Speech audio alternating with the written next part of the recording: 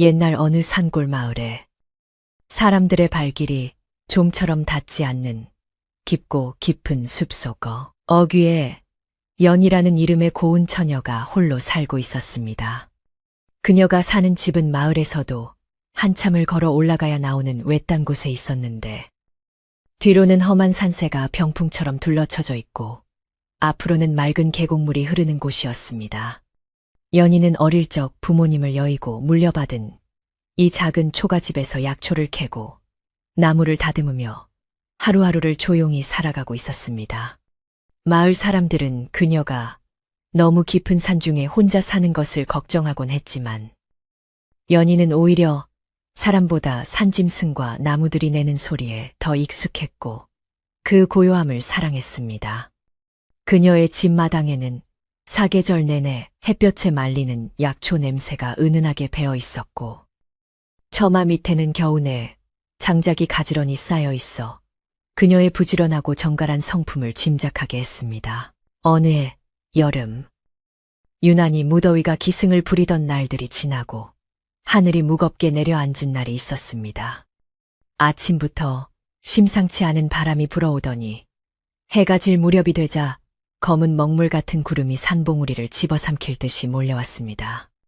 연희는 마당에 널어놓았던 고사리와 쥐나무를 서둘러 거두어들이고 창문과 방문을 단단히 걸어 잠갔습니다. 산속의 날씨는 변덕이 심하여 한번 비가 쏟아지기 시작하면 계곡물이 불어나는 것은 순식간이었고 바람 또한 거세게 몰아쳐서 집 안이라 해도 마음을 놓을 수가 없었습니다. 그녀는 부엌 아궁이에 불을 지펴 구들장을 데우고 호롱불 심지를 돋우며 다가올 밤의 비바람을 대비했습니다. 혼자 사는 집에서 폭풍 우치는 밤을 맞이하는 것은 익숙해질 법도 했지만 그날따라 느껴지는 공기의 흐름은 어쩐지 평소와는 다르게 스산하고 무거운 기운을 품고 있었습니다. 밤이 깊어지자 우려했던 대로 거센 비바람이 몰아치기 시작했는데 마치 하늘이 노하여 땅을 내려치는 듯한 굉음이 끊이지 않았습니다. 빗줄기는 굵은 채찍처럼 낡은 초가지붕을 때렸고 바람은 문풍지를 거칠게 흔들어대며 기괴한 울음소리를 내질렀습니다. 연희는 무릎을 끌어안고 방구석에 앉아 그 소리를 듣고 있었는데 천둥 번개가 칠 때마다 집 전체가 우르릉거리며 흔들리는 것 같아 두려움에 몸을 떨었습니다. 산짐승들도 이런 날에는 굴 밖으로 나오지 않고 숨을 죽이고 있을 터였기에 바깥 세상은 오로지 비바람이 지배하는 혼돈의 도가니였습니다. 그런데 그 요란한 빗소리와 천둥소리 사이로 아주 가늘고 애처로운 울음소리가 희미하게 연희의 귓가에 스쳐 지나갔습니다. 처음에는 잘못 들은 것이라 생각하고 귀를 막으려 했지만 그 소리는 바람이 잠시 잦아드는 틈을 타 다시 한번 끊어질 듯 이어지며 들려왔습니다. 그 소리는 빗소리에 묻혀 잘 들리지 않았지만 분명 집 근처 어디선가 들려오는 생명체의 신음이었습니다. 산짐승의 울음소리 같기도 하고 길 잃은 아이의 울음소리 같기도 하여 연희는 자리에서 일어나 방문 쪽으로 귀를 기울였습니다. 두려움이 앞섰지만 칠흑 같은 어둠 속에서 들려오는 그 소리에는 누군가의 도움이 절실히 필요하다는 간절함이 묻어 있었습니다. 연희는 망설이다가 벽에 걸어둔 낡은 우장을 꺼내 어깨에 걸치고 기름을 넉넉히 채운 호롱불을 들고 조심스럽게 방문을 열었습니다. 문을 열자마자 거센 비바람이 얼굴을 때리고 호롱불이 위태롭게 흔들렸지만 그녀는 한 손으로 불꽃을 가리고 다른 한 손으로는 젖은 머리카락을 쓸어 넘기며 마당으로 나섰습니다. 발이 푹푹 빠지는 진흙탕을 밟으며 그녀는 소리가 들려오는 집 뒤편 대나무 숲 쪽으로 발걸음을 옮겼습니다. 비바람은 여전히 거세게 몰아치고 있었고 칠흑 같은 어둠 속에서는 한 치 앞도 분간하기 어려웠습니다. 연희는 호롱불을 이리저리 비추며 대나무 숲 가장자리를 살피다가 커다란 바위 아래 웅크리고 있는 작은 물체를 발견했습니다. 빗물에 흠뻑 젖어 털이 엉망으로 뭉쳐있는 그 작은 짐승은 추위와 공포에 질려 바들바들 떨고 있었습니다. 연희가 조심스럽게 다가가 불빛을 비추자 녀석은 고개를 힘겹게 들어 연희를 바라보았습니다. 순간 연희는 숨을 들이켰는데 그 짐승은 다름 아닌 호랑이의 새끼였기 때문입니다. 산골에 살면서 호랑이에 대한 무서운 이야기를 수없이 들어왔던 연희였기에 본능적으로 뒷걸음질을 칠 뻔했습니다. 하지만 어미 잃은 새끼 호랑이의 눈빛은 맹수의 그것이라기보다는 그저 살려달라고 애원하는 여린 생명의 눈빛이었습니다. 주변을 아무리 둘러보아도 어미 호랑이의 흔적은 보이지 않았고 녀석은 아마도 거센 비바람에 휩쓸려 어미를 놓치고 여기까지 떠내려온 듯했습니다. 그대로 두면 이 차가운 빗속에서 밤을 넘기지 못하고 목숨을 잃을 것이 분명해 보였습니다. 연희는 잠시 갈등했습니다. 호랑이는 사람을 해치는 무서운 짐승으로 자라날 것이고 이것을 거두는 것은 어쩌면 화를 자초하는 일일지도 몰랐습니다. 그러나 눈앞에서 꺼져가는 생명을 외면하기에는 연희의 마음이 너무나 여리고 따뜻했습니다. 녀석은 힘이 다했는지 축 늘어진 채 가쁜 숨만 몰아쉬고 있었고 그 모습이 너무나 가여워 연희는 결국 두려움을 떨치고 다가갔습니다. 그녀는 젖은 흙바닥에 무릎을 꿇고 떨고 있는 새끼 호랑이를 조심스럽게 들어 품에 안았습니다. 녀석은 반항할 힘도 없는지 연희의 품에 얼굴을 파묻었고 연희는 서둘러 집 안으로 발길을 돌렸습니다. 집 안으로 들어온 연희는 젖은 우장을 벗어던지고 아궁이 불이 아직 따뜻하게 남아있는 부엌으로 호랑이를 데리고 갔습니다. 그녀는 마른 수건을 가져와 비에 젖은 호랑이의 털을 정성스럽게 닦아주기 시작했습니다. 털에 묻은 진흙을 털어내고 물기를 닦아내자 녀석의 몸에 난 선명한 검은 줄무늬와 황금빛 털이 드러났습니다. 아직 이빨도 제대로 나지 않은 듯한 아주 어린 새끼였지만 발바닥은 두툼하고 발톱은 날카로워 맹수의 자질을 숨기고 있었습니다. 연희의 손길이 닿을 때마다 녀석은 흠칫거렸지만 따뜻한 온기가 느껴지자 이내 몸을 맡기고 가만히 있었습니다. 연희는 부엌 한 구석에 헌옷가지를 두툼하게 깔아 자리를 마련해주고 녀석을 그 위에 눕혔습니다. 아궁이의 열기가 퍼지면서 녀석의 떨림이 조금씩 잦아들기 시작했습니다. 호랑이 새끼는 배가 고픈지 입맛을 다시며 작은 소리로 낑낑거렸습니다. 연희는 부엌 찬장을 뒤져보았지만 젖먹이 짐승에게 줄 만한 것이 마땅치 않았습니다. 그녀는 급한 대로 쌀을 물에 불려 맷돌에 곱게 간 뒤 솥에 넣고 푹 끓여 묽은 미음을 만들었습니다. 고소한 냄새가 부엌에 퍼지자 녀석은 코를 킁킁거리며 반응을 보였습니다. 연희는 미음을 식혀 작은 그릇에 담고 숟가락으로 떠서 녀석의 입가에 가져다 대었습니다. 처음에는 낯선 냄새에 고개를 돌리던 녀석도 입가에 묻은 미음을 핥아먹더니 이내 허겁지겁 받아먹기 시작했습니다. 연희는 행여나 녀석이 체할까봐 천천히 숟가락을 놀리며 천천히 먹어라. 아무도 뺏어 먹지 않는다라고 나직하게 말을 건넸습니다. 미음 한 그릇을 다 비운 새끼. 호랑이는 배가 부르고 몸이 따뜻해지자 노곤함이 몰려오는 듯 눈꺼풀이 무거워졌습니다. 연희는 녀석의 머리를 부드럽게 쓰다듬어 주었는데 맹수의 새끼라고는 믿기지 않을 만큼 털이 부드럽고 따뜻했습니다. 녀석은 연희의 손길을 거부하지 않고 오히려 그 손바닥에 머리를 비비며 어미를 찾는 듯한 행동을 했습니다. 그 순간 연희의 가슴 속에서 묘한 감정이 피어올랐습니다. 부모님을 잃고 오랫동안 혼자 지내오며 잊고 있었던 누군가를 보살피고 정을 나누는 따뜻한 마음이었습니다. 비록 상대가 사람이 아닌 짐승이라 할지라도 이 폭풍우치는 밤에 서로의 온기를 의지하고 있다는 사실이 연희에게는 큰 위로가 되었습니다. 그녀는 녀석에게 산군이라는 마음속의 이름을 지어주며 녀석이 잠들 때까지 곁을 지켰습니다. 밤새 비바람은 그칠 줄 모르고 세상을 뒤흔들었지만 연희의 작은 초가집, 부엌은 평화로웠습니다. 아궁이 속 장작이 타닥타닥 타오르는 소리와 곤히 잠든 호랑이 새끼의 규칙적인 숨소리가 어우러져 묘한 안도감을 주었습니다. 연희는 잠든 녀석의 얼굴을 한참이나 들여다보며 많은 생각에 잠겼습니다. 날이 밝으면 어미를 찾아주어야 할지, 아니면 자신이 거두어야 할지 고민이 되었지만 밖에는 여전히 비가 쏟아지고 있었고 녀석은 너무나 어렸습니다. 어미를 잃은 녀석을 다시 산속에 내놓는 것은 죽으라는 말과 다름없었기에 연희는 마음을 굳혔습니다.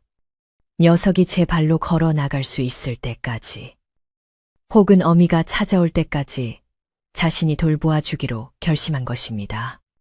그것이 산신령이 맺어준 인연이라 믿으며 연희는 녀석의 곁에 쭈그리고 앉아 쪽잠을 청했습니다. 새벽녘이 되자 거짓말처럼 비바람이 잦아들고 동쪽 하늘이 푸르스름하게 밝아오기 시작했습니다.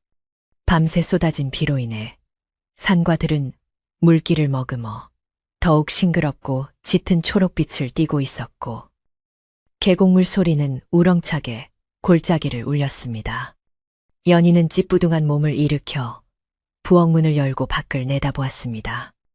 맑게 갠 하늘에서 쏟아지는 아침에 햇살이 마당에 고인 무릉덩이에 반사되어 눈부시게 빛났습니다.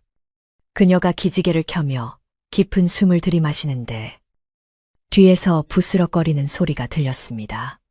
돌아보니 잠에서 깬 새끼, 호랑이가 비틀거리는 걸음으로 연희에게 다가오고 있었습니다. 밤새 기력을 회복했는지 눈동자는 초롱초롱했고 꼬리를 살랑거리며 연희의 다리에 몸을 비볐습니다. 연희는 녀석을 번쩍 들어올려 품에 안고 마당으로 나갔습니다. 아침 공기가 차가웠지만 녀석의 체온이 전해져 춥지 않았습니다. 녀석은 연희의 품에서 얌전히 세상 구경을 하듯 주변을 두리번거렸습니다. 연희는 녀석과 눈을 맞추며 말했습니다. 네가 갈 곳이 없으면 여기서 지내렴. 나도 혼자니 우리 서로 의지하며 살아보자꾸나. 녀석이 그 말을 알아듣기라도 한 듯 연희의 턱 밑을 혀로 까칠하게 핥았습니다. 연희는 간지러움에 까르르 웃음을 터뜨렸고 그 맑은 웃음소리가 아침 숲속으로 퍼져나갔습니다. 마을 사람들은 아무도 모르는 깊은 산속 외딴집에서 처녀와 호랑이의 기묘한 동거가 시작되는 순간이었습니다. 호랑이는 생각보다 훨씬 빠르게 연희의 생활에 스며들었습니다. 연희가 나무를 다듬을 때면 옆에 엎드려 그 모습을 지켜보았고 아궁이에 불을 지필 때면 따뜻한 아랫목을 찾아 자리를 잡았습니다. 연희는 틈나는 대로 냇가에 나가 작은 물고기를 잡거나 산토끼가 다니는 길목을 살펴 녀석에게 먹일 것을 구했습니다. 비록 넉넉하지 않은 살림이었지만 연희는 자신의 끼니를 줄여서라도 호랑이를 배불리 먹이려 애썼습니다. 녀석 또한 연희를 어미로 여기는지 잠시라도 연희가 보이지 않으면 불안해하며 낑낑거리는 소리를 냈습니다. 연희가 약초를 캐러 산에 갈 때면 녀석은 강아지처럼 졸졸 뒤를 따라다니며 험한 산길을 함께했습니다. 숲속의 다람쥐나 새들이 호랑이를 보고 놀라 도망쳐도 연희는 녀석이 그저 귀여운 막내 동생 같기만 했습니다. 시간이 흐르면서 호랑이의 덩치는 하루가 다르게 커져갔습니다. 처음에는 한 손으로 들 수 있을 만큼 작았던 녀석이 어느새 연희의 무릎 높이까지 자라났고 발바닥도 제법 두툼해져 걸을 때마다 묵직한 소리가 났습니다. 연희는 녀석이 자라는 것이 기특하면서도 한편으로는 걱정이 되기 시작했습니다. 아직은 어리지만 언젠가는 맹수의 본성이 드러날 것이고 마을 사람들이 알게 되면 큰 소동이 일어날 것이 뻔했기 때문입니다. 그래서 연희는 녀석에게 나비라는 촌스러운 이름을 붙여 부르며 집 밖으로 멀리 나가지 못하게 단속했습니다. 녀석은 답답해하면서도 연희의 말을 거역하지 않았고 울타리 안에서 연희가 돌아오기만을 기다리는 순한 양처럼 굴었습니다. 그렇게 계절이 바뀌어 산이 붉게 물드는 가을이 찾아왔습니다. 연희와 호랑이의 비밀스러운 생활은 평화롭게 이어지는 듯했지만 마을에서는 조금씩 이상한 소문이 돌기 시작했습니다. 산에 나무를 하러 갔던 마을 청년이 연희의 집 근처에서 짐승의 굵은 발자국을 보았다는 이야기나 밤중에 산 밑에서 들려오는 울음소리가 예사롭지 않다는 이야기들이었습니다. 연희는 마을에 내려가 곡식을 바꾸거나 물건을 살 때마다 사람들의 수군거림을 애써 모른 척했지만 등 뒤로 느껴지는 시선이 따가워 발걸음을 재촉하곤 했습니다.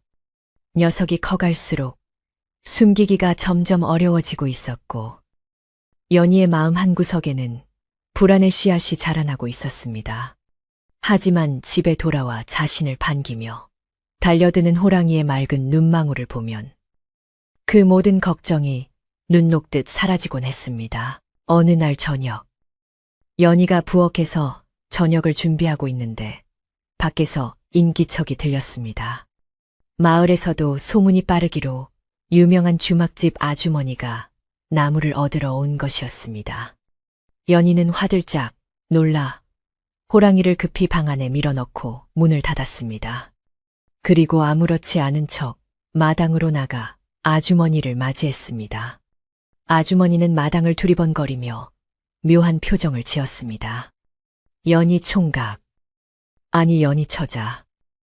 혼자 사는데 웬 짐승 냄새가 이렇게 나나. 꼭 산 짐승 누린내 같은 게 진동을 하네. 연희는 가슴이 철렁했지만 태연하게 웃으며 둘러댔습니다. 아, 제가 며칠 전에 산에서 다친 너구리를 한 마리 주워다 치료해주고 있거든요. 냄새가 좀 심하죠. 아주머니는 고개를 갸웃거리면서도 연희가 건네주는 말린 취나물을 받아들고는 의심스러운 눈초리를 거두지 않은 채 대문을 나섰습니다.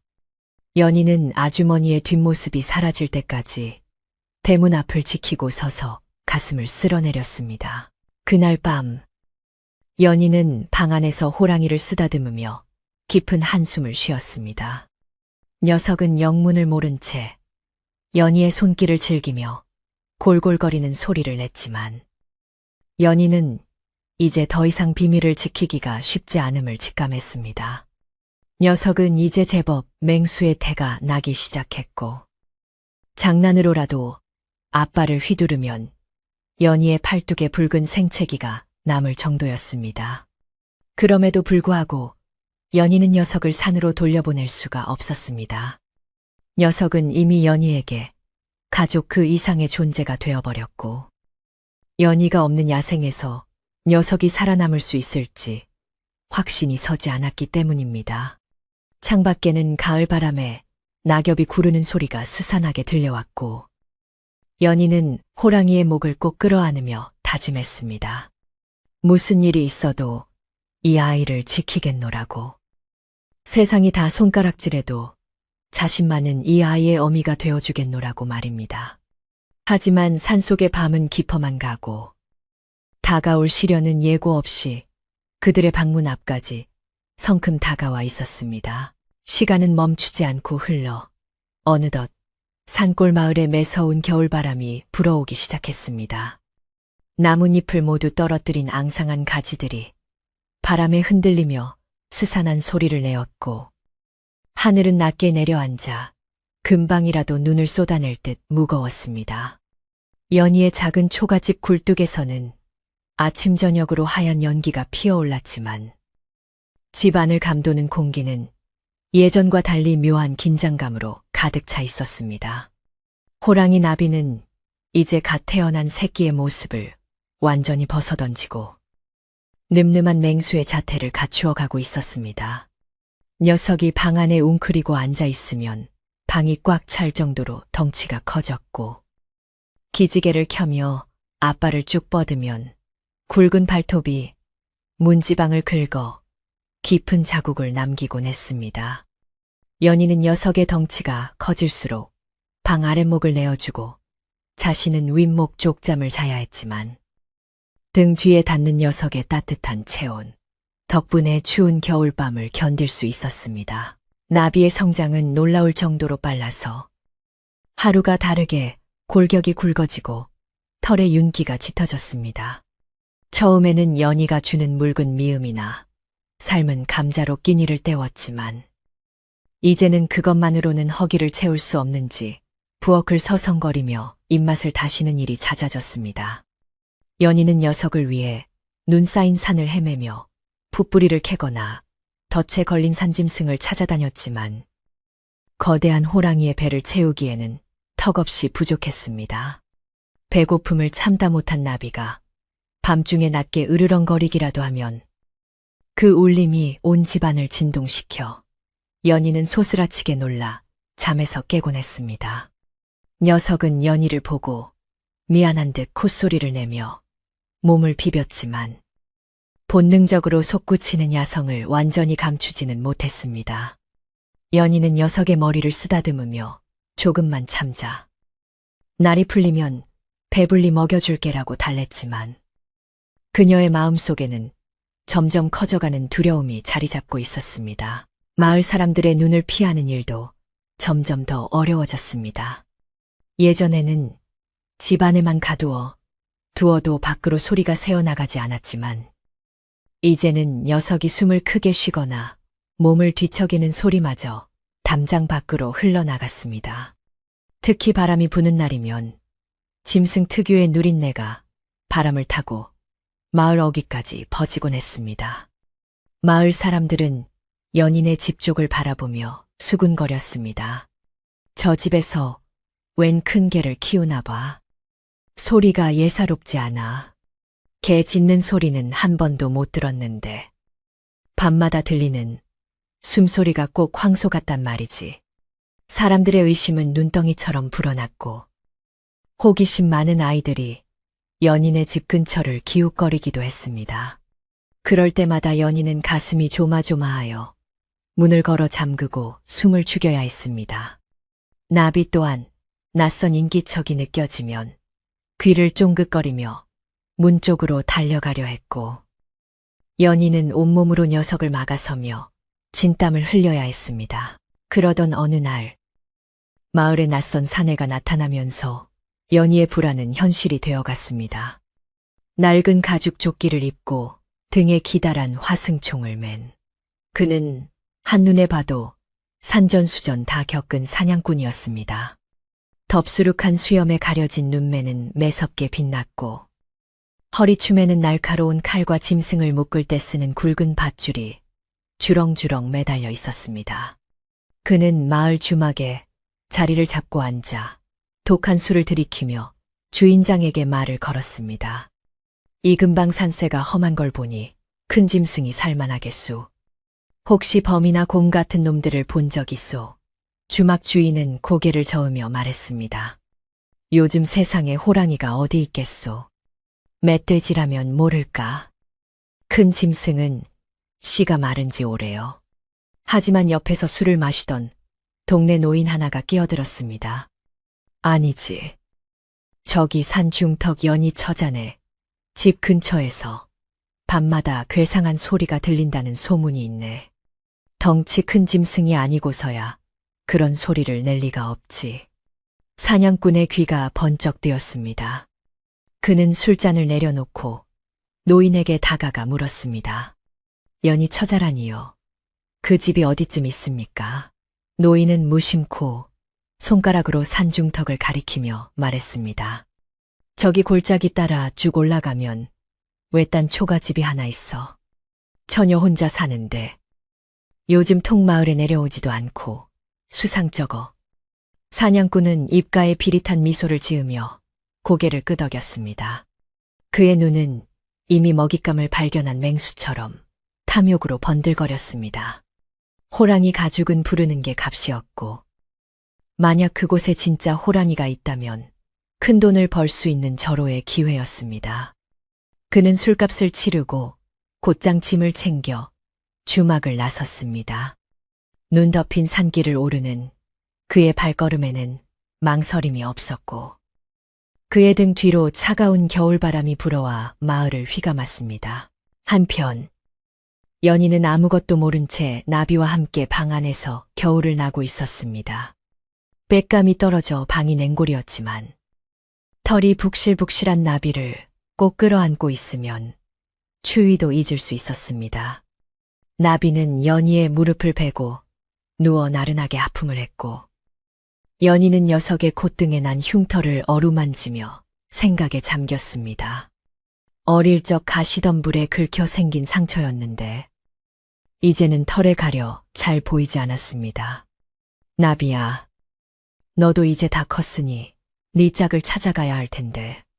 연희가 혼잣말처럼 중얼거리자 나비는 알아듣기라도 한 듯 꼬리로 바닥을 탁탁 치며 고개를 저었습니다. 녀석에게는 연희가 세상의 전부였고 숲으로 돌아간다는 것은 상상조차 하지 않는 듯했습니다. 연희는 그런 녀석이 고맙고 짠해서 콧등에 얼굴을 비비며 한숨을 쉬었습니다. 바로 그때 마당에서 이리 오너라 하는 굵직한 목소리가 들려왔습니다. 연희는 화들짝 놀라 몸을 일으켰고 나비도 벌떡 일어나 귀를 쫑긋거렸습니다.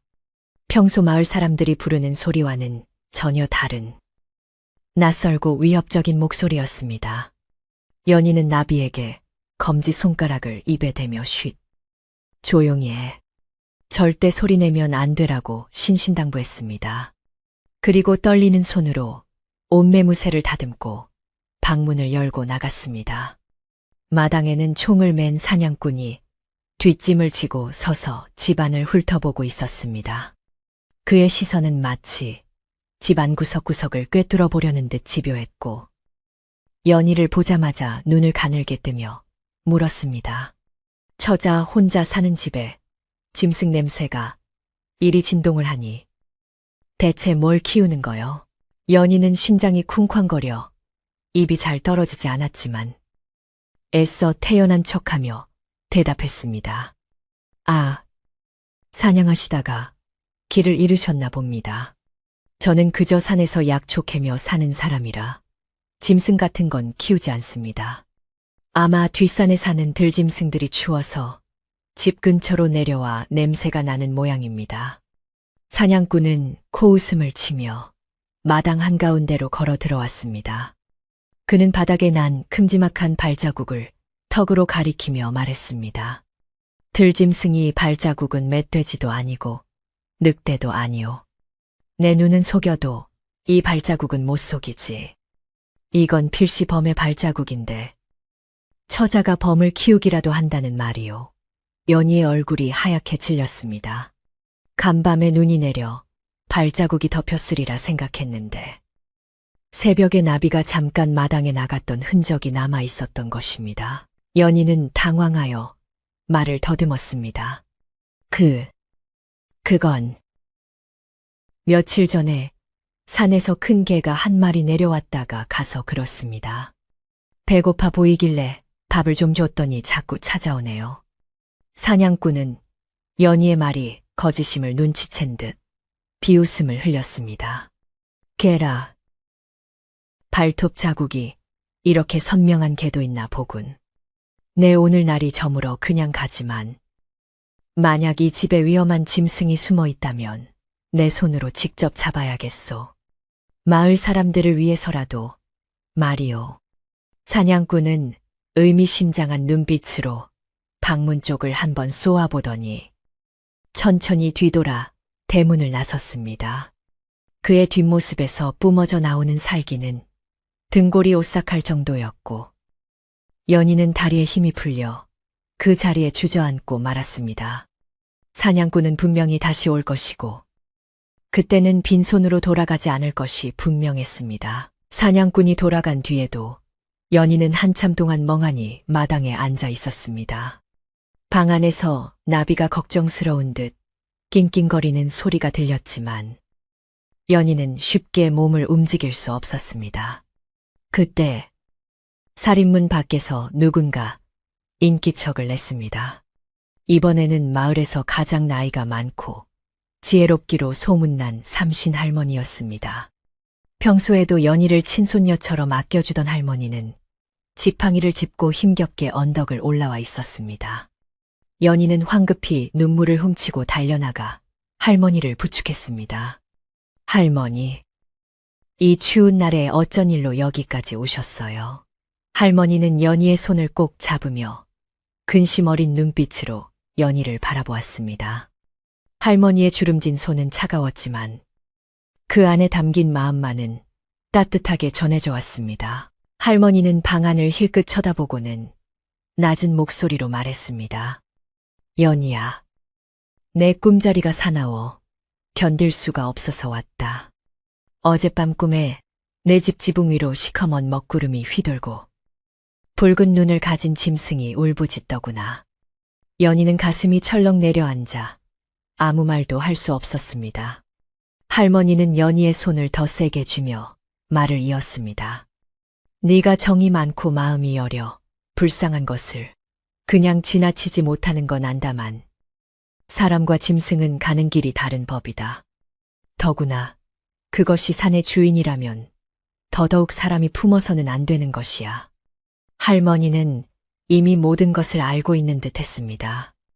연희가 고개를 숙이고 흐느끼자 할머니는 연희의 등을 토닥이며 한숨을 내쉬었습니다.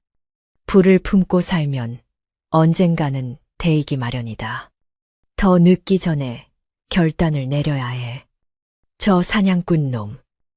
눈빛이 보통이 아니더구나.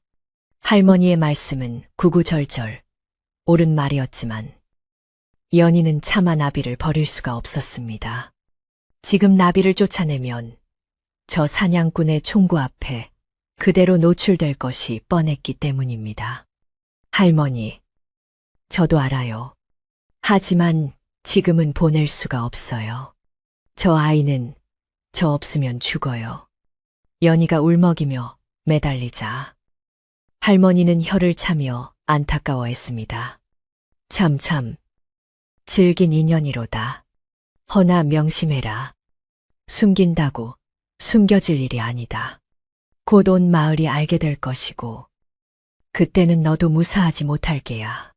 할머니는 품에서 떡 몇 개를 꺼내 연희의 손에 쥐어주고는 무거운 발걸음을 돌렸습니다.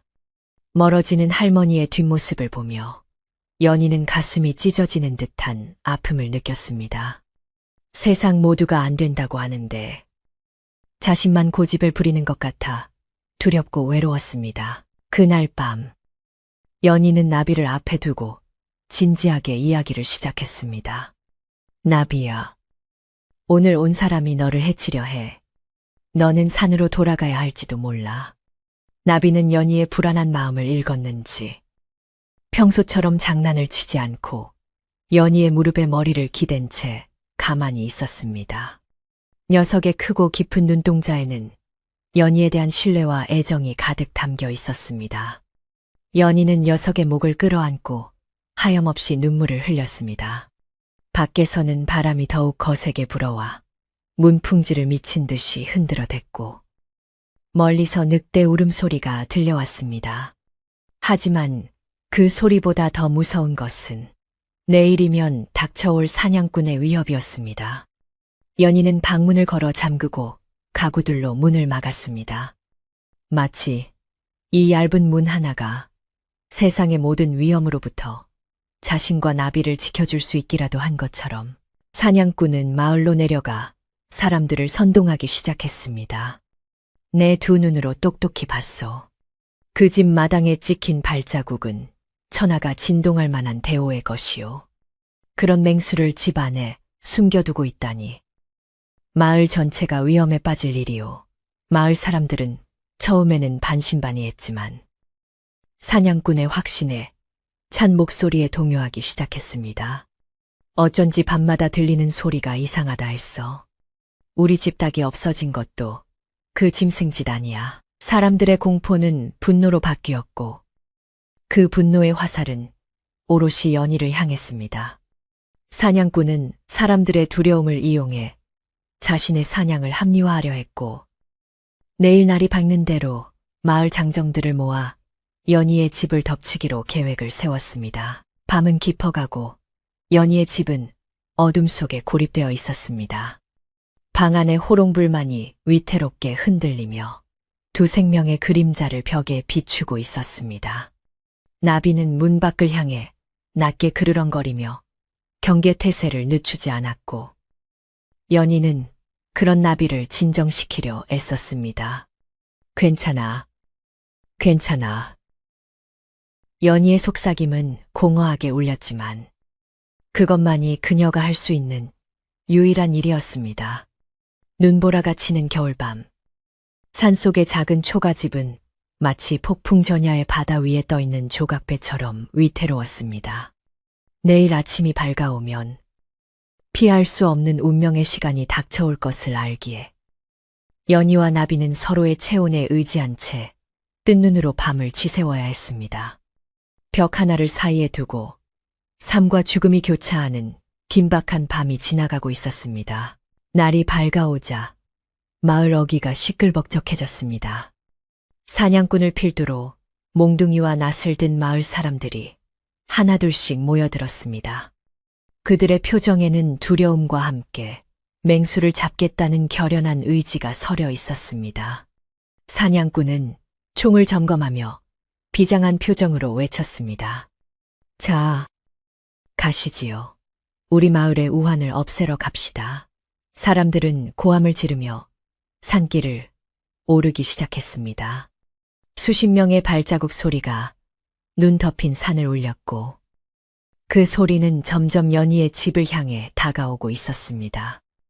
연희는 집 안에서 그 소리를 듣고 온몸이 굳어버렸습니다. 이제는 도망칠 곳도 숨을 곳도 없었습니다. 오직 정면으로 맞서는 길밖에 남지 않았다는 사실이 그녀를 절망케 했지만 동시에 나비를 지켜야 한다는 강한 모성애가 그녀를 일으켜 세웠습니다. 운명의 수레바퀴는 이제 멈출 수 없는 속도로 굴러가기 시작했습니다. 아침 햇살이 눈 덮인 산봉우리를 비추며 세상은 눈부시게 밝아왔지만 연희의 마음속에는 칠흑 같은 어둠만이 가득했습니다. 밤새 한숨도 자지 못한 연희의 눈은 포팍에 들어가 있었고 입술은 바싹 타들어갔습니다. 방 안에는 팽팽한 긴장감이 감돌았는데 나비도 심상치 않은 기운을 느꼈는지 평소처럼 연희에게 장난을 치지 않고 문 쪽을 향해 귀를 곤두세우고 있었습니다. 녀석의 콧구멍이 벌름거리고 등 털이 쭉 뼈서 있는 것을 보아 멀리서 다가오는 낯선 발자국 소리들을 이미 감지한 것이 분명했습니다. 연희는 떨리는 손으로 나비의 목을 끌어안으며 속삭였습니다. 나비야, 무슨 일이 있어도 흥분하면 안 된다. 내가 시킬 때까지는 절대 나오면 안 돼. 나비는 낮은 소리로 그르렁거리며 대답했지만 그 소리에는 불안과 함께 주인을 지키려는 맹수의 본능이 꿈틀거리고 있었습니다. 그때였습니다. 연희가 잠시 마당의 동태를 살피려 방문을 살짝 열었는데 출마루 끝에 무언가가 놓여 있는 것이 보였습니다. 그것은 피가 채 마르지 않은 산토끼 한 마리였습니다. 연희는 숨이 턱 막히는 것을 느꼈습니다. 간밤에 연희가 잠시 조는 사이 나비가 몰래 뒷문으로 나가 사냥을 해온 것이 분명했습니다. 며칠째 제대로 먹지 못하는 연희를 위해 혹은 자신의 밥벌이를 하겠다는 기특한 마음으로 잡아다 놓은 것이겠지만 지금 상황에서는 이보다 더 위험한 물건은 없었습니다. 이것은 이 집에 맹수가 살고 있다는 움직일 수 없는 증거였기 때문입니다. 연희는 황급히 신발을 신고 나가 토끼를 치우려 했지만 이미 살인문 밖에서 웅성거리는 소리가 들이닥치고 있었습니다. 그녀는 토끼를 치마폭으로 급히 가리고 마당 한 구석 장독대 뒤로 던져 놓았으나 눈 위에 떨어진 붉은 핏자국까지는 지울 수가 없었습니다. 이리 오너라. 안에 있는 거 다 안다. 사냥꾼의 거친 목소리가 고요한 아침의 정막을 깨뜨렸습니다. 연희는 심장이 쿵 하고 내려앉는 것 같았습니다. 대문을 박차고 들어온 사냥꾼의 뒤로 낫과 몽둥이를 든 마을, 청년들과 불안한 표정의 노인들이 우르르 몰려 들어왔습니다. 그들의 숫자는 좋기 20명은 되어 보였고 좁은 마당은 순식간에 사람들로 가득 찼습니다. 사람들의 입에서는 하얀 입김이 뿜어져 나왔고 그들의 눈빛은 호기심과 두려움, 그리고 알 수 없는 적개심으로 번들거렸습니다. 평소 연희에게 친절했던 이웃집 아저씨조차 굳은 표정으로 연희를 외면하고 있었고 아이들은 어른들 뒤에 숨어 집안을 힐끗거렸습니다.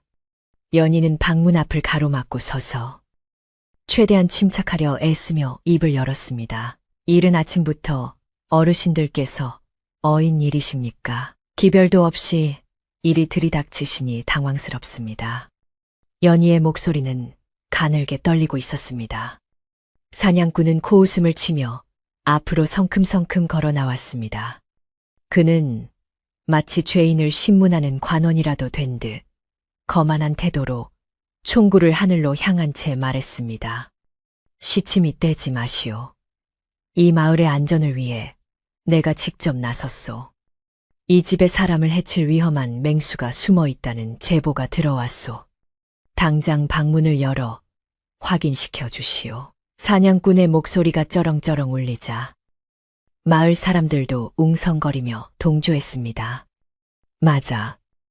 밤마다 들리는 그 괴상한 소리가 어디서 나는지 확인해 봐야 해. 연희 처자. 정말 호랑이를 키우는 게 아니면 문을 열어보게. 연희는 등 뒤로 식은땀이 흐르는 것을 느꼈습니다. 그녀는 양팔을 벌려 문을 막아서며 필사적으로 외쳤습니다. 아닙니다.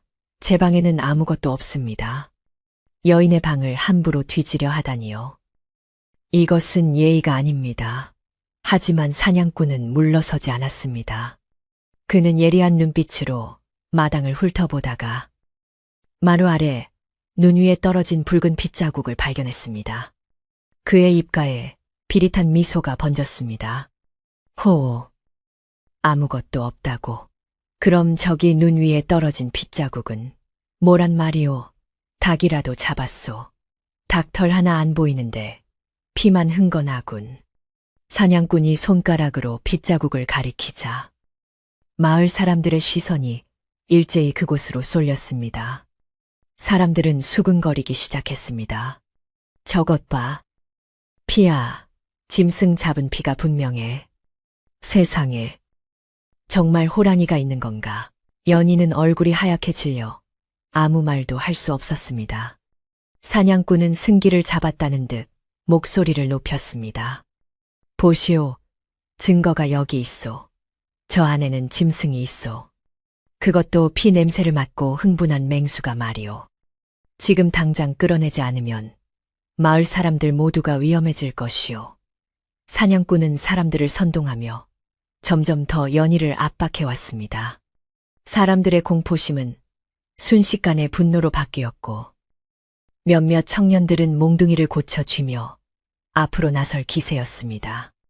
연희는 다리가 후들거려서 있기도 힘들었지만 문고리를 잡은 손만은 놓지 않았습니다. 이 문이 열리면 나비는 죽은 목숨이나 다름없었습니다. 그때 방 안에서 크르릉 하는 낮고 굵은 소리가 울려 퍼졌습니다. 그것은 마치 땅속 깊은 곳에서 울려 나오는 지진 소리처럼 묵직하고 위협적이었습니다. 마당에 있던 모든 사람의 동작이 일순간 멈췄습니다. 바람 소리조차 잦아든 고요 속에서 그 소리는 너무나 선명하게 들렸습니다. 사냥꾼의 눈이 번뜩였습니다. 들었소. 방금 그 소리 개짖는 소리가 아니오. 저건 범이오. 범이 분명하오 사냥꾼이 소리치자 사람들은 비명을 지르며 뒷걸음질 쳤습니다.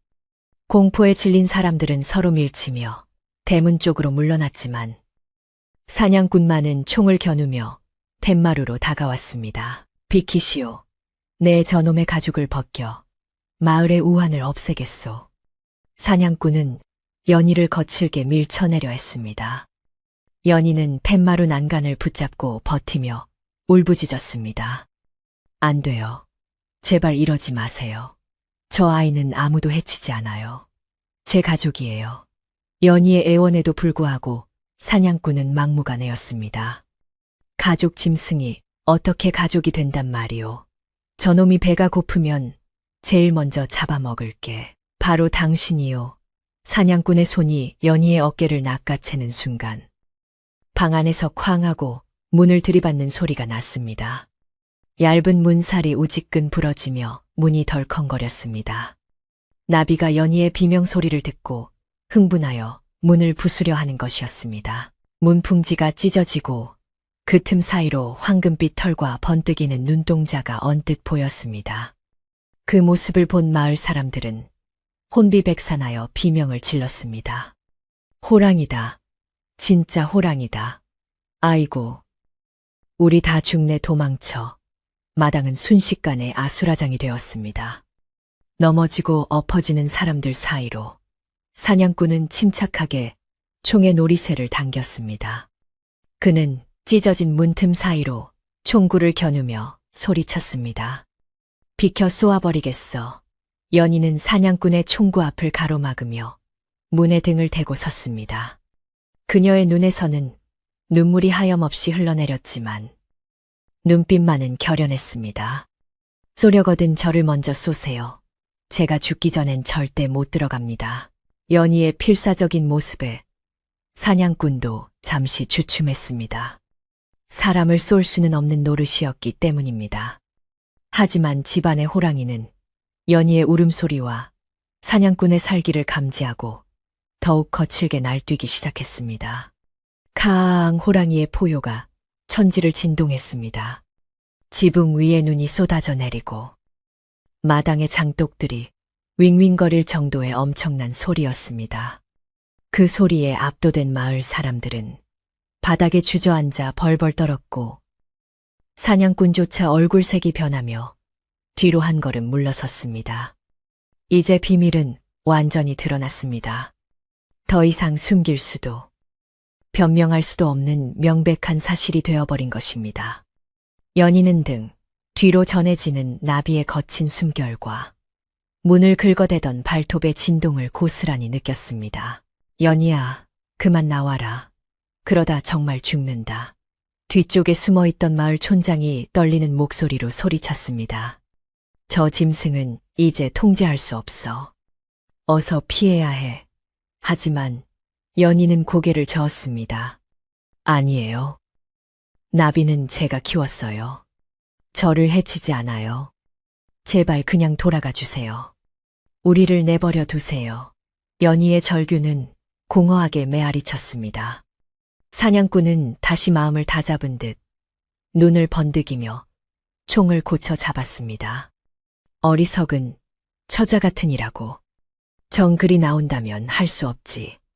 문을 부수고서라도 잡을 수밖에. 사냥꾼은 옆에 있던 청년에게 도끼를 가져오라고 손짓했습니다. 청년은 겁에 질려 머뭇거렸지만 사냥꾼의 호통에 못 이겨 구석에 있던 장작패는 도끼를 건넸습니다. 사냥꾼이 도끼를 들고 툇마루로 올라서자 연희는 공포에 질려 눈을 감았습니다. 도끼가 문을 내리찍으려는 찰나 방 안의 나비가 전력을 다해 몸을 날렸습니다. 우지끈 낡은 문짝이 통째로 뜯겨 나가며 마당으로 날아갔습니다. 흙먼지와 함께 거대한 그림자가 갯마루 위로 솟구쳐 올랐습니다. 사냥꾼은 기겁을 하며 뒤로 넘어졌고 도끼는 엉뚱한 곳에 박혔습니다. 자욱한 먼지가 가라앉자 그곳에는 집채만 한 호랑이가 위풍당당하게 서 있었습니다. 녀석의 덩치는 송아지만 했고 날카로운 송곳니는 햇빛을 받아 섬뜩하게 빛났습니다. 윤기가 흐르는 줄무늬 털과 강인한 근육은 보는 이를 압도하기에 충분했습니다. 마을 사람들은 숨소리조차 내지 못하고 그 광경을 바라보았습니다. 전설 속에서나 듣던 산군 산준의 실체가 눈앞에 드러난 것입니다. 호랑이는 노란 눈동자로 마당에 있는 사람들을 천천히 훑어보았습니다. 그 눈빛 한 번에 사람들은 오금이 저려 꼼짝도 할 수 없었습니다. 사냥꾼은 넘어진 채로 덜덜 떨며 총을 찾으려 손을 더듬거렸지만 호랑이의 시선이 그에게 꽂히자 얼어붙은 듯 멈추었습니다. 호랑이는 낮은 소리로 으르렁거렸는데 그것은 단순한 짐승의 소리가 아니라 마치 산 전체가 울리는 듯한 깊은 공명음이었습니다. 하지만 호랑이의 다음 행동은 사람들의 예상을 완전히 뒤엎었습니다. 맹수처럼 달려들어 사람들을 물어뜯을 것이라 생각했던 것과 달리 호랑이는 천천히 몸을 돌려 연희에게 다가갔습니다. 연희는 부서진 문틀 옆에 주저앉아 공포와 슬픔으로 몸을 떨고 있었습니다.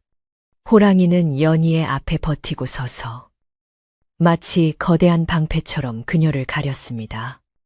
그리고는 고개를 숙여 연희의 젖은 볼을 거친 혀로 부드럽게 핥았습니다. 킁, 킁. 녀석은 연희를 안심시키려는 듯 콧소리를 내며 머리를 연희의 품에 비볐습니다. 그 거대한 맹수가 그토록 무서운 이빨과 발톱을 가진 짐승이 연희 앞에서는 순한 양처럼 행동하는 것이었습니다. 이 믿기지 않는 광경의 사냥꾼도 마을 사람들도 입을 다물지 못했습니다. 공포로 얼어붙었던 공기 속에 기묘한 침묵이 흘렀습니다. 연희는 호랑이의 목을 끌어안고 엉엉 울음을 터뜨렸습니다. 나비야, 미안해. 내가 널 지켜주지 못해서 미안해. 연희의 눈물이 호랑이의 황금빛 털을 적셨습니다. 호랑이는 연희의 울음소리에 가슴 아파하는 듯 슬픈 눈으로 사냥꾼을 쏘아보았습니다. 그 눈빛은 먹잇감을 노리는 살기가 아니라 자신의 어미를 괴롭히는 자에 대한 엄중한 경고를 담고 있었습니다. 사냥꾼은 식은땀을 흘리며 간신히 총을 집어들었지만 방아쇠에 건 손가락이 심하게 떨리고 있었습니다. 지금 방아쇠를 당기면 연희까지 다칠 수 있다는 것을 알았기 때문이기도 했고 무엇보다 눈앞의 짐승에게서 느껴지는 알 수 없는 영물링후의 기운에 기가 눌렸기 때문입니다. 상황은 일촉즉발이었습니다. 사냥꾼의 총구는 여전히 호랑이를 향해 있었고 호랑이는 연희를 등 뒤에 숨긴 채 사냥꾼과 대치하고 있었습니다. 마을 사람들은 숨을 죽인 채 이 기이한 대결을 지켜보았습니다. 연희의 집마당은 팽팽한 활시위처럼 긴장감으로 터질 것만 같았습니다. 바람이 멈추고 새들조차 날지 않는 고요 속에서 호랑이의 거친 숨소리와 연희의 흐느낌 소리만이 산골 마을에 울려 퍼지고 있었습니다. 누구 하나 섣불리 움직일 수 없는 숨막히는 대치 상황이 이어지며 모든 비밀과 진실이 만천하에 드러났습니다. 이제 남은 것은 이 비극적인 인연의 결말뿐이었습니다. 팽팽하게 당겨진 활시위처럼 금방이라도 끊어질 듯한 긴장감이 마당을 가득 채우고 있었습니다. 사냥꾼의 총구는 미동도 없이 호랑이의 미간을 겨누고 있었고 호랑이는 연희를 등 뒤로 감싼 채 사냥꾼을 노려보고 있었습니다. 그 거대한 맹수의 눈동자에서 뿜어져 나오는 기운은 단순한 살기가 아니라 마치 산신령이 인간을 꾸짖는 듯한 엄엄함이 서려 있었습니다. 사냥꾼은 방아쇠에 건 검지손가락에 힘을 주려 했지만 웬일인지 손가락이 바위처럼 굳어 말을 듣지 않았습니다. 식은땀이 이마를 타고 흘러내려 눈을 찔렀지만 그는 눈조차 깜빡일 수 없었습니다. 눈앞에 호랑이가 내뿜는 압도적인 연기에 눌려 숨 쉬는 것조차 버거울 지경이었기 때문입니다. 연희는 호랑이의 굵은 앞발을 붙잡고 사냥꾼과 마을 사람들을 향해 목 놓아 외쳤습니다. 어르신들, 제발 제 말을 들어주세요. 이 아이는 산에서 내려온 괴물이 아닙니다. 비바람치던 밤, 어미를 잃고 죽어가던 작은 생명이었습니다. 제가 젖을 먹이고 품어 키운 자식입니다. 사람을 해친 적도, 가축을 훔친 적도 없습니다. 그저 저를 어미로 알고 따르는 순한 짐승일 뿐입니다. 연희의 절규는 얼어붙은 사람들의 가슴을 파고들었습니다. 그녀의 목소리에는 거짓 없는 진심과 자식을 지키려는 어미의 처절함이 담겨 있었기에 듣는 이들의 마음을 흔들어 놓기에 충분했습니다. 마을 사람들 사이에서 동요가 일기 시작했습니다. 낫을 들고 서 있던 청년 하나가 슬그머니 무기를 내렸고 뒤에 서 있던 아낙네들은 눈시울을 붉혔습니다. 저렇게 사람을 따르는 호랑이는 난생 처음 보네. 그러게 말이야. 연희 처자가 위험해 보이니 앞을 막아서는 꼴을 보라고. 웬만한 사람보다 낫네 그려. 사람들의 수군거림이 들려오자 사냥꾼은 초조해졌습니다. 다 잡은 먹잇감을 놓칠 수도 있다는 생각에 그는 억지로 목소리를 높였습니다. 현혹되지 마시오. 짐승은 짐승일 뿐이오. 지금은 배가 불러 저러지만 언제 돌변하여 사람 목을 물어뜯을지 모르오. 나중에 후회하지 말고 지금 없애야 하오. 사냥꾼이 다시금 살기를 띠며 총을 고쳐 잡으려 하자 호랑이가 입을 크게 벌리고 포효했습니다. 크앙. 하지만 이번 울음소리는 위협보다는 슬픔과 애원에 가까웠습니다. 호랑이는 사냥꾼을 향해 짖은 후 곧바로 고개를 돌려 연희의 얼굴에 뺨을 비볐습니다.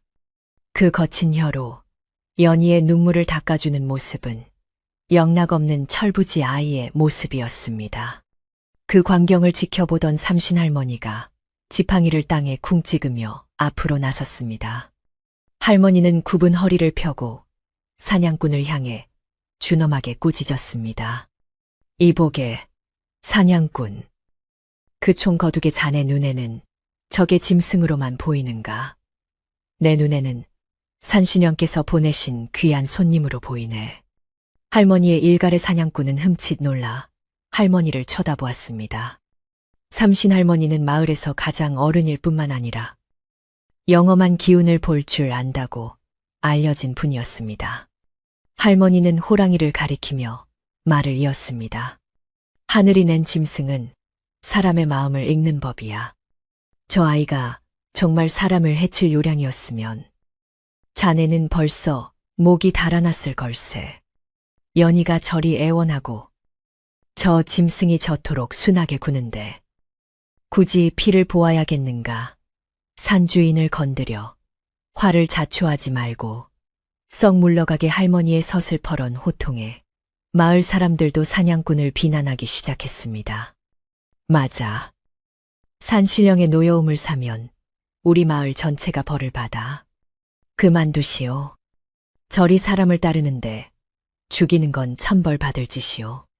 사냥꾼은 입술을 깨물며 주위를 둘러보았습니다. 자신을 지지하던 마을 사람들의 눈빛은 이미 싸늘하게 식어 있었고 오히려 자신을 경멸하는 듯한 시선들 뿐이었습니다. 게다가 눈앞의 호랑이는 여전히 빈틈없는 자세로 연희를 지키고 있었습니다. 억지로 총을 쏜다 한들 빗나가기라도 하면 성난 호랑이에게 자신이 당할 것이 뻔했고 마을 사람들의 원망 또한 감당하기 힘들 것이었습니다. 사냥꾼은 깊은 한숨을 내쉬며 총구를 아래로 떨구었습니다. 에이, 재수가 없으려니 별 해괴한 꼴을 다 보는군. 알겠소. 내 물러가지요. 하지만 명심하시오. 짐승 머리 검은 것은 거두는 게 아니라고 했소. 언젠가 사단이 날 테니 그때 가서 나를 찾지 마시오. 사냥꾼은 씩씩거리며 총을 둘러매고 뒤도 돌아보지 않고 대문을 나섰습니다. 그의 뒷모습이 산길 저편으로 사라지자 마당을 짓누르던 무거운 공기가 한순간에 풀어졌습니다. 사람들은 안도의 한숨을 내쉬며 주저앉았습니다. 호랑이 나비도 사냥꾼이 사라진 것을 확인하고는 긴장이 풀렸는지 바닥에 털썩 주저앉으며 긴 혀를 내밀고 가쁜 숨을 몰아쉬었습니다. 연희는 그런 나비의 목을 끌어안고 엉엉 소리내어 울었습니다. 죽음의 문턱까지 갔던 공포와 나비를 지켜냈다는 안도감이 뒤섞여 눈물이 멈추지 않았습니다. 삼신 할머니가 다가와 연희의 어깨를 토닥여 주었습니다. 고생했다. 연희야. 네, 지성이 하늘에 닿아 산신령님이 도와주신 게야. 마을 사람들도 하나둘씩 다가와 연희에게 미안한 마음을 전했습니다.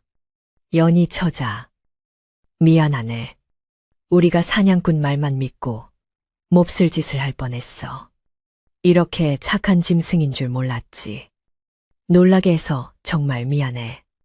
사람들은 쭈뼛거리며 가져왔던 낫과 몽둥이를 등 뒤로 감추었고 몇몇은 품에서 주먹밥이나 말린 감 같은 것을 꺼내 마당 한쪽에 조심스럽게 놓아두었습니다. 호랑이에 대한 두려움은 여전히 남아 있었지만 연희를 지키려는 그 신비로운 모습에 경외심을 느낀 탓이었습니다. 사람들이 모두 돌아가고 마당에는 다시 고요가 찾아왔습니다. 부서진 대문과 문짝만이 지난 소동의 흔적을 보여주고 있었습니다. 연희는 옷소매로 눈물을 닦고 몸을 일으켰습니다. 다리에 힘이 하나도 없었지만 놀란 나비를 달래주는 것이 우선이었습니다. 나비야, 괜찮니? 어디 다친 데는 없어. 연희가 나비의 몸 구석구석을 살피자. 나비는 괜찮다는 듯 연희의 손을 핥으며 꼬리를 살랑거렸습니다. 덩치만 컸지. 영락없는 어리광쟁이의 모습으로 돌아와 있었습니다. 연희는 녀석의 머리를 쓰다듬으며 희미하게 미소를 지었습니다. 연희는 부서진 문짝을 대충 세워 찬바람을 맞고 부엌으로 들어가 불을 지폈습니다.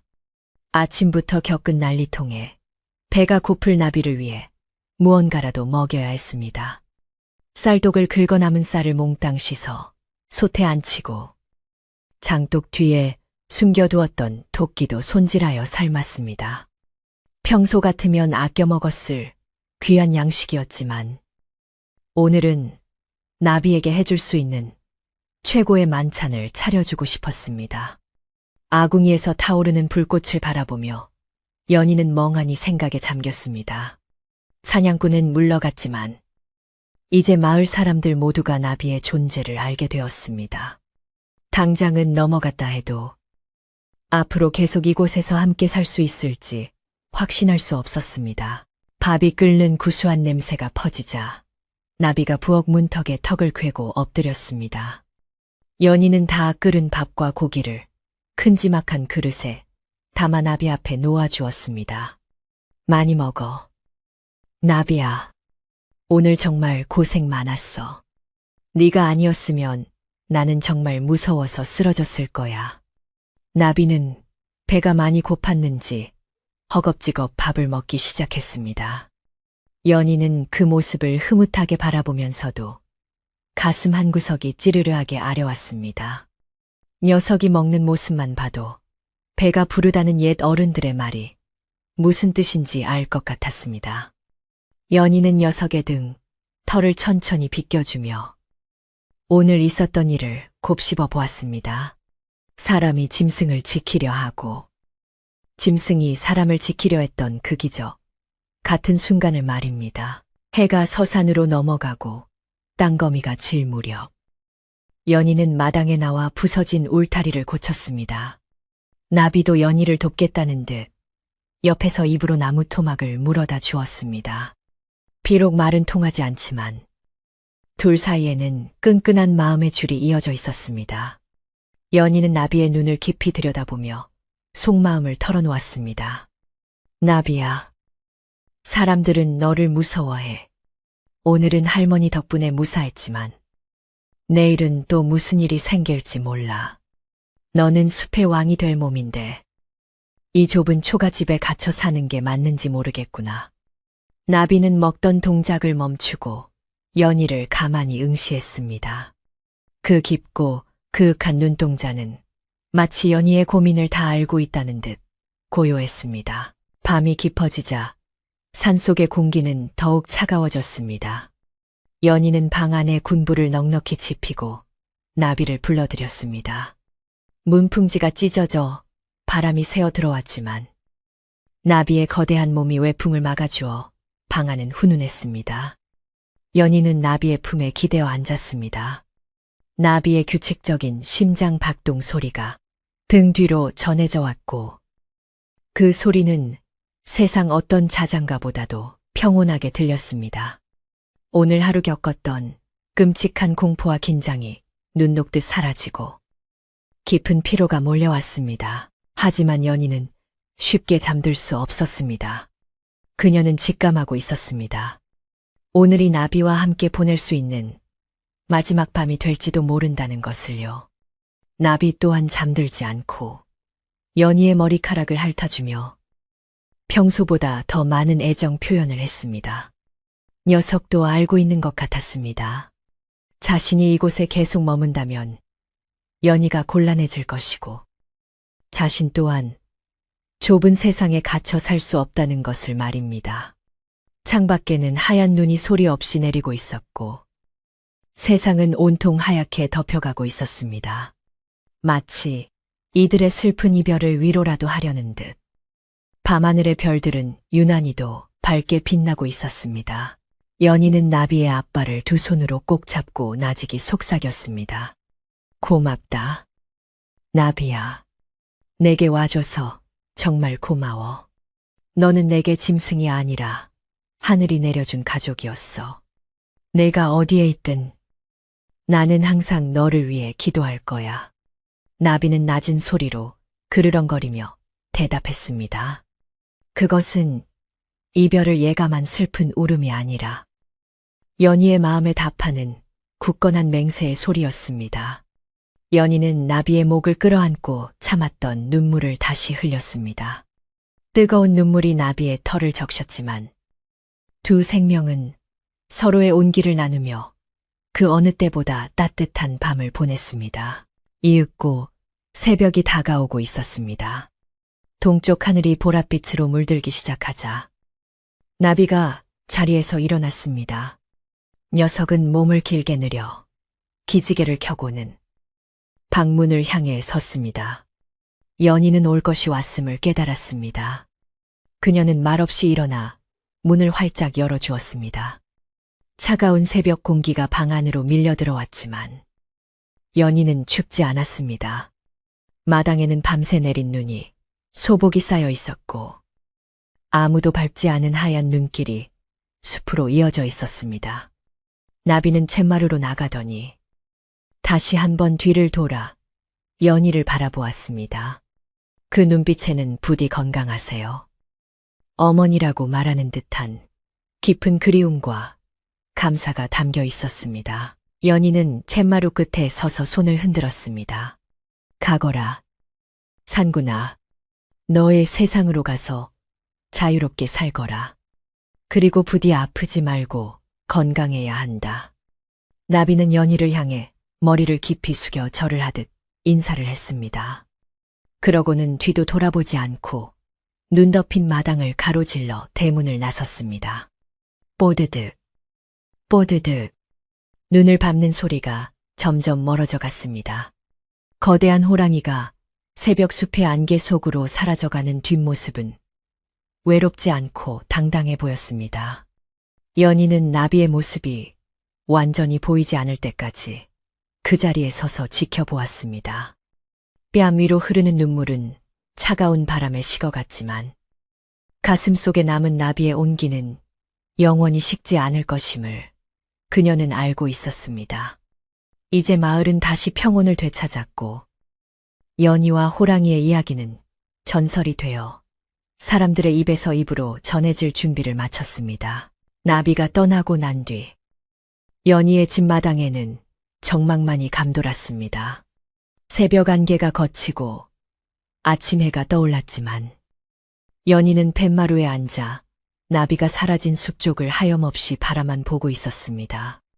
눈 위에 찍힌 큼지막한 발자국들은 숲으로 이어지다 어느 지점에서부터는 눈보라에 덮여 희미해져 있었습니다.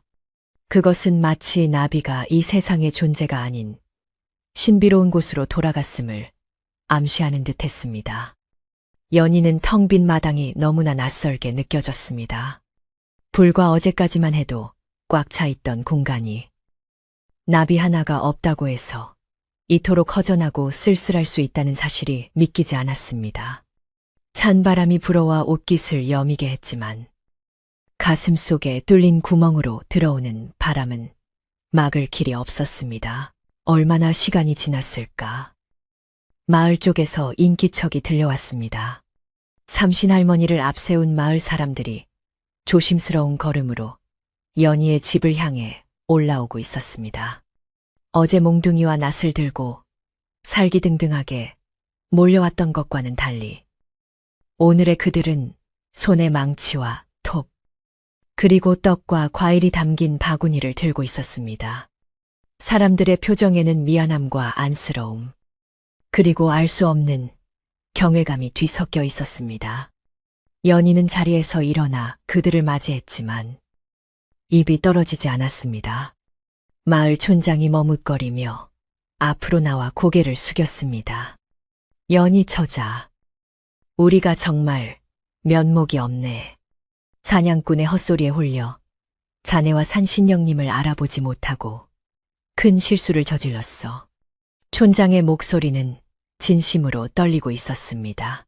마을 사람들은 연희의 대답을 기다리지 않고 부지런히 몸을 움직였습니다.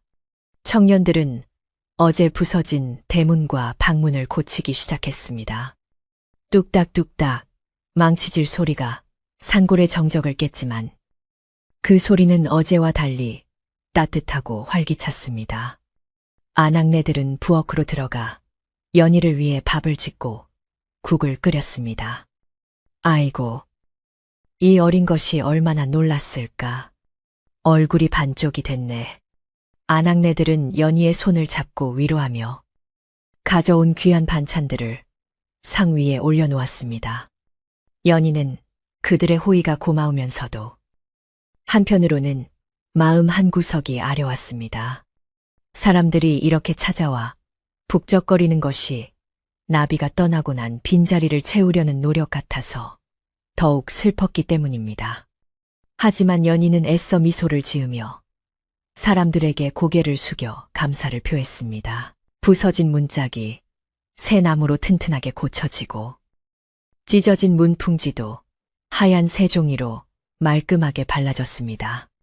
마을 사람들은 연희의 집 구석구석을 살피며 무너진 담장도 보수해주고 장독대의 눈도 쓸어주었습니다.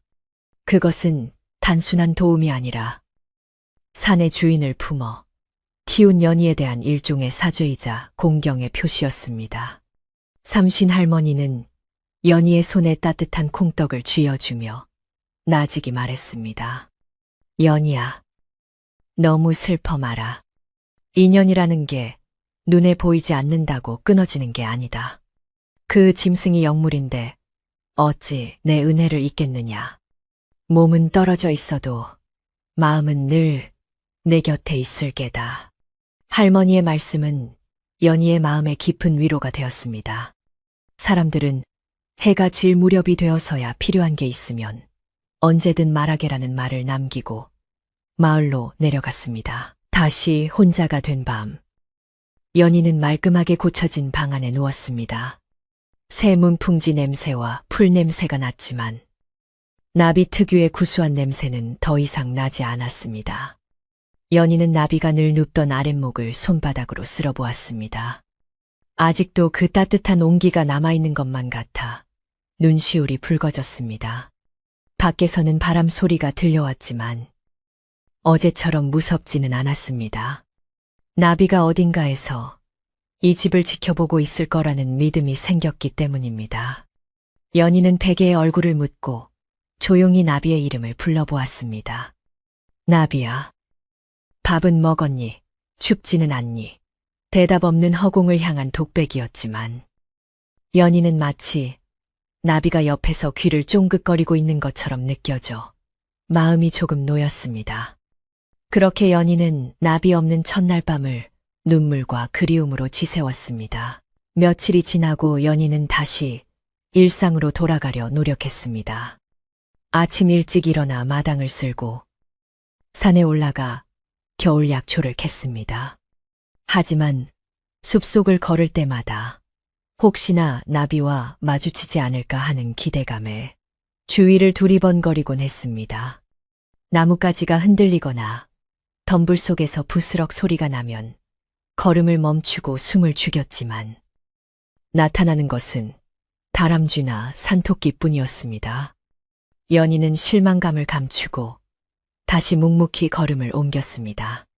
나비가 일부러 자신의 모습을 드러내지 않고 있다는 것을 알 것 같았습니다. 자신이 나타나면 연희가 또다시 마을 사람들 사이에서 곤란해질까봐 배려하는 것이겠지요. 그 깊은 속뜻을 알기에 연희는 더욱 나비가 보고 싶고 그리웠습니다.